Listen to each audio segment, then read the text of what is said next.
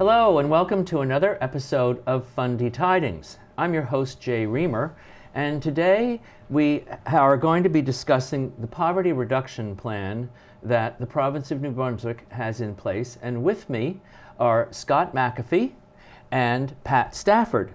And Scott is the Community Network Coordinator for the Economic and Social Inclusion Corporation, and Pat is the coordinator for the Vibrant Communities Charlotte County. So welcome to the show. Good to see you, Jay. It's nice to have you back, Pat, and it's nice to have you on the show, Scott. Thanks much, Jay.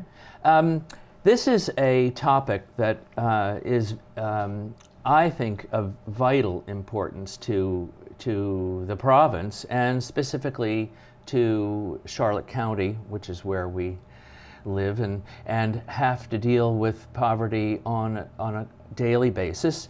I don't think any one of us is immune from being from having to be involved in the either supporting or being a victim of, I don't know whether that's the best word, but of poverty. Sure. Because it's a terrible situation, and I look at it as being sort of a weak link in the fabric of the society that we live in. And I think that this initiative, which is now in its 5th year, is remarkable in that it includes so many different people from different walks of life to try to really address this. So what I'd like to do is to help our viewers understand really what this plan is all about, even though it's been in process for 4 years now. It still is relatively fresh. Sure. And there are undoubtedly a lot of our viewers who are really not up to speed with what it's about and how they can become involved with it and become part of the solution. Sure. So tell us how it began and where we are now. So in 2008, the Deputy Minister of Social Development thought to himself and was that poverty doesn't belong to one department. So he contacted some of well-known business people. He got a hold of Jerry Pond, and he talked to one of his minister and Leopold Pinette from the Centre Benevolent, which is a volunteer center up in Caracat, and kind of let's put our heads together and what can we do together, and that together themes kind of flowed through the whole thing. They said, well, we should go to the people. You know, they're the ones that deal with poverty either in their community, in their lives, or and definitely it impacts the economy, but they do it on a daily basis, and they're probably the experts in that area. So they went out and they talked to 2,500 people over about 8 months, and they and through emails and all sorts of different forums and public meetings, and they got all the comments and they put it into a report. They used the report as a basis of, well, so this is what everyone thinks we can do. The questions the first go round were, what is poverty? What causes poverty? And what can be done to reduce poverty? The answers were vast and varied, and they came from all people living in poverty to people with businesses and who had to deal with low economic times and nobody buy their stuff. So there was lots of interest around it, and they brought it together and they came up with a big long list of stuff they can do. Then they brought it to a final forum in St. John in November 2009, and they kind of hashed it over 2 days, and they came up with 22 priority action items. And from that priority action was that's where the Economic and Social Inclusion Corporation was born. Mm-hmm. That's where the community inclusion networks were born, and that's when we started working on poverty in earnest. Let me ask. Let me just ask a quick question. It's a factual question, but I think to get a sort of an idea of the scope of the issue. What percentage because I know that there are a lot of people who face exactly what you just referred to as, it's sort of with seasonal businesses, there are cash flow issues. I don't care who you are. Sure. And So even people who have independent businesses, or maybe not that independent, face economic challenges, which are not, on the spectrum of economics. They're not far from poverty. Sure. How many people, or what percentage of the people, are living in New Brunswick in poverty, and what percentage are living in severe poverty? Because I know you address both of those. Your goals are on for both of those groups. So in New Brunswick, there's about 107,000 people living in poverty, which is kind of about 1 in 7. If you say our population is 750,000, so it's about 1 in 7 lives in poverty, and that's the people in on social assistance, but it also includes the working poor. So the people that work, full-time jobs, but still don't make enough to be out of poverty. Yeah. They still find that they have a lack in their lives in some area. So 1 in 7, and there's about 43,000 people on social assistance in our province currently. So are those, excuse me, are the people who are on social assistance, those you would classify them as being in severe or more deeper poverty? Yeah, well, I think it's a different income level, because the people that are working have a bit of control over what they are able to make, and they work more hours or 2 jobs or 3 jobs and then to make ends meet. On social assistance, and there's many reasons why someone would be on social assistance. Illness, injury, lack of transportation, lack of daycare. There's a whole bunch of these factors that come into it, and it's not like people on social assistance want to be on social assistance. Right. It's they're trying to find a way to contribute to society. Yeah. And this is a way that we have this social safety net designed so that we don't have people starving in the streets. Yeah. Well, that's an interesting point that you raise, because there are some sort of maybe misconceptions about around poverty. Sure. And without going back to square one and saying what is poverty, I think that you raise 2 points that I think that come to my mind. One is that there are a lot of people who work who are living in poverty. No question. Especially in Charlotte County. In Charlotte County. And I think that is something that people don't really think about that so much. It's just like, well, if you've got a job, you're obviously not living in poverty.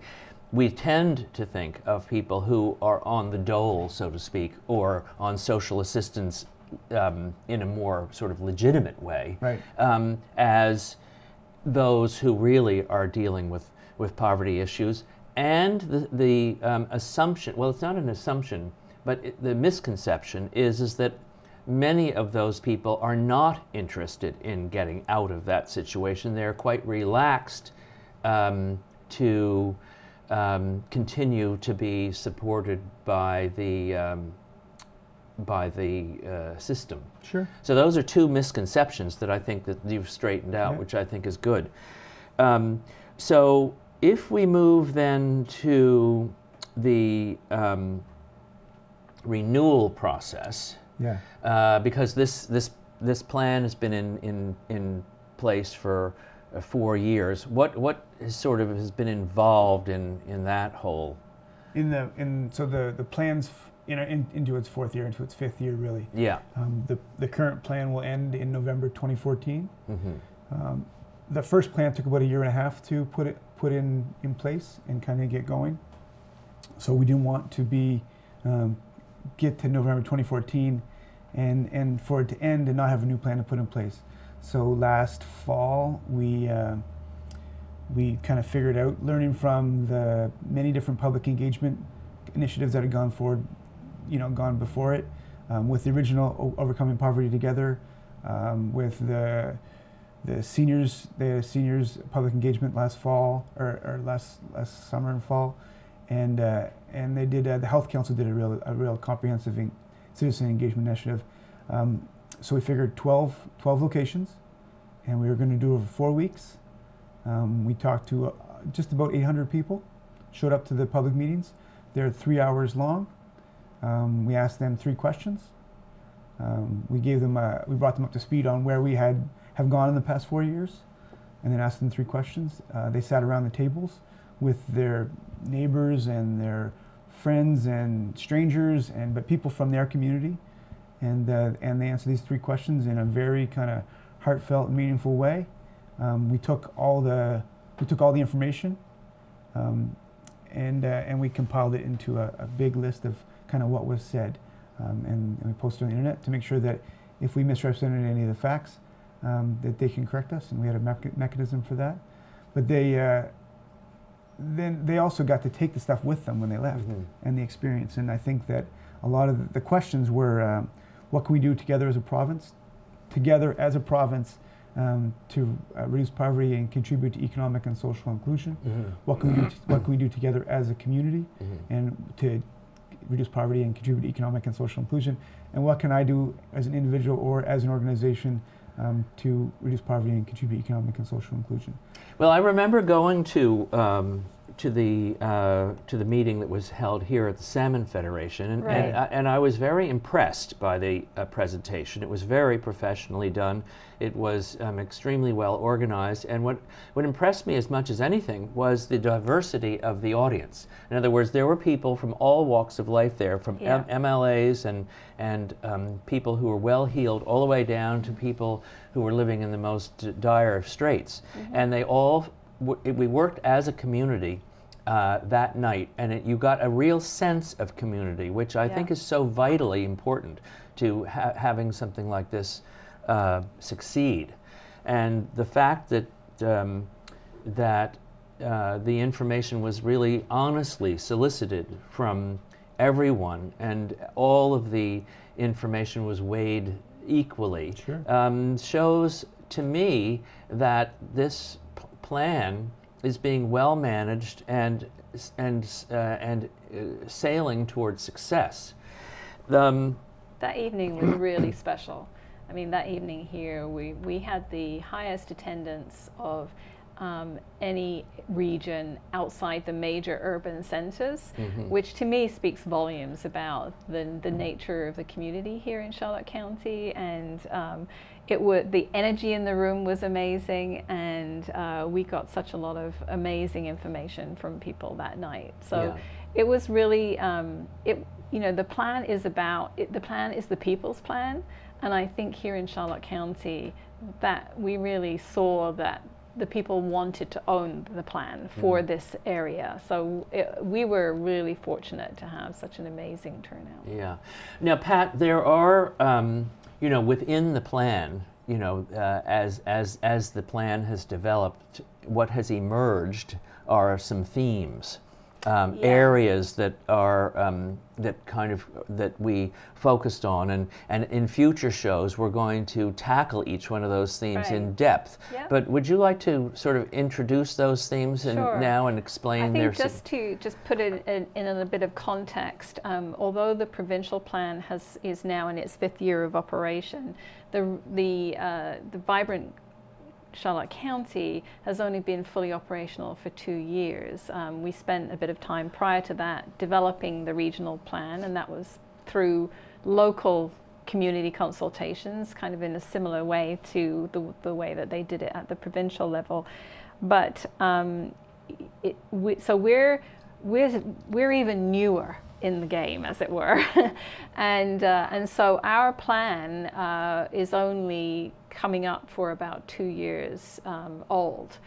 We're only just over halfway through our original plan. So the renewal process that we're going through now is basically a check-in. It's basically to say, okay, have things changed since we had those original conversations?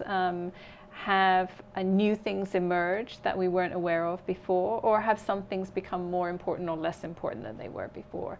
So we were really, the way that the dialogue was structured with those 3 questions really enabled us to home in on the things that were important to us as a community here. So 4 key themes, actually kind of 5 emerged. What we have to recognize is that the dialogue that was organized for the new renewal process is just one of many that we have had in Charlotte County over the last 12 months.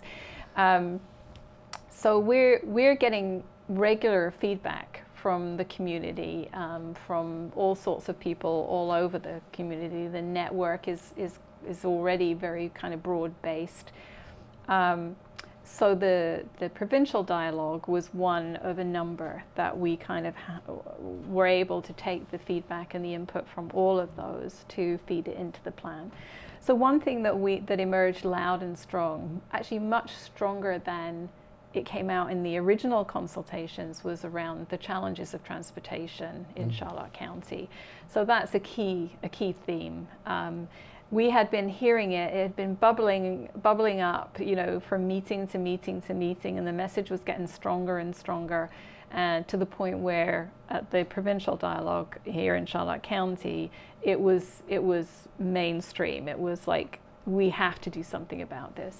So that sort of speaks to the whole concept of the bridge, because I've worked with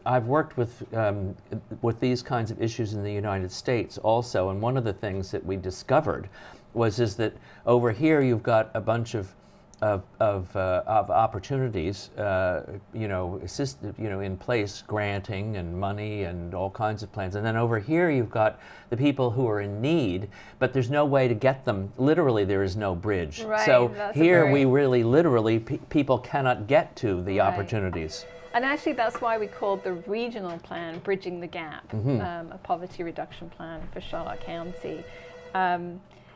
Because there are so many bridges that need to be built, and so many mechanisms to put in place. So that was one theme that emerged loud and strong.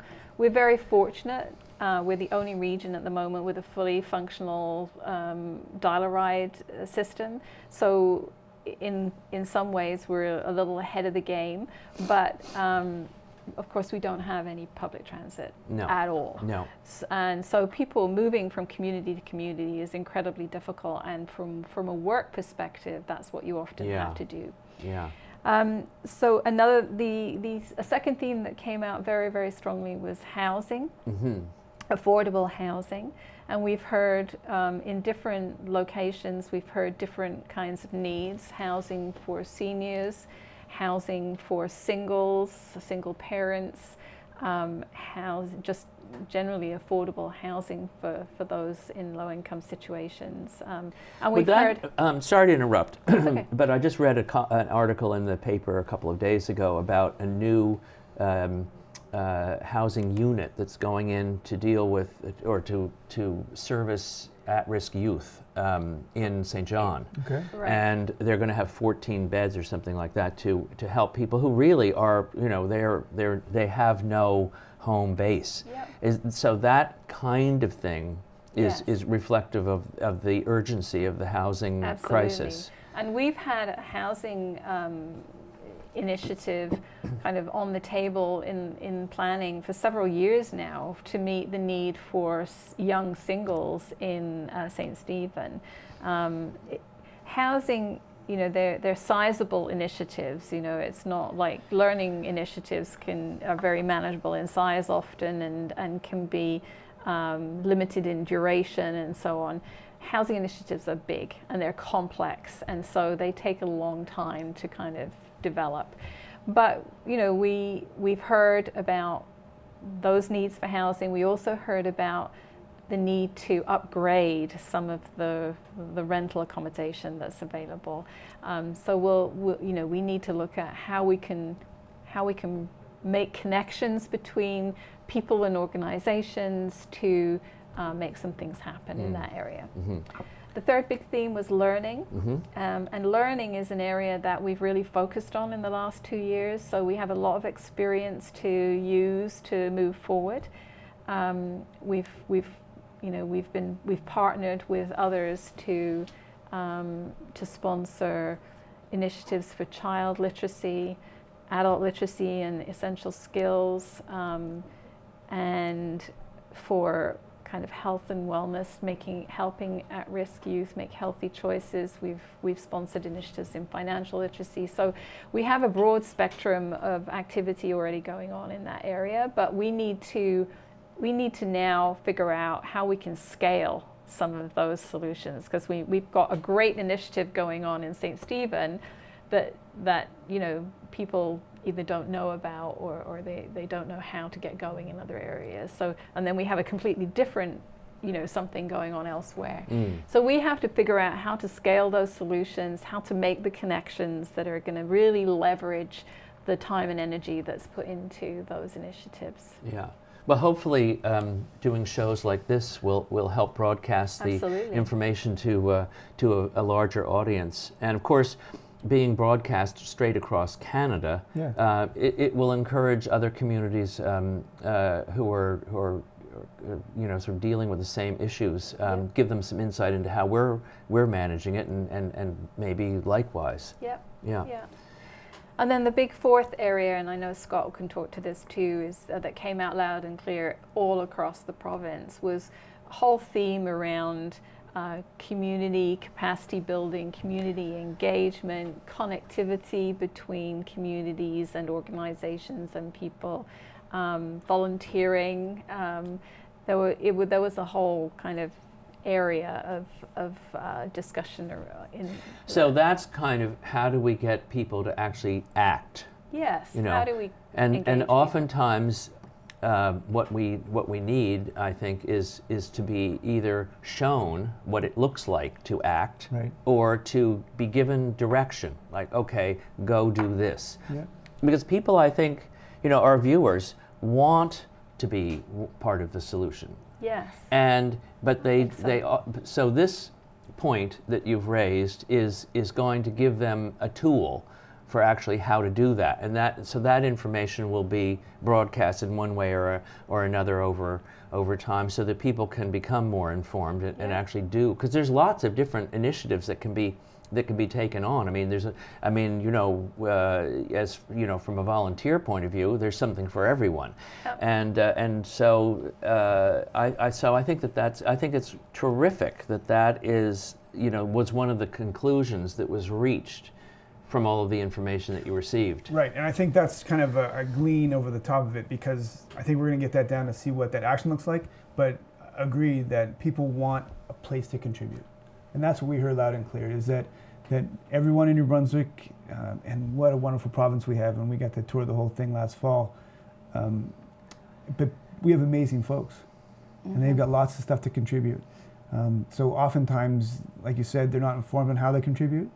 They don't know where to contribute, and they've never been asked.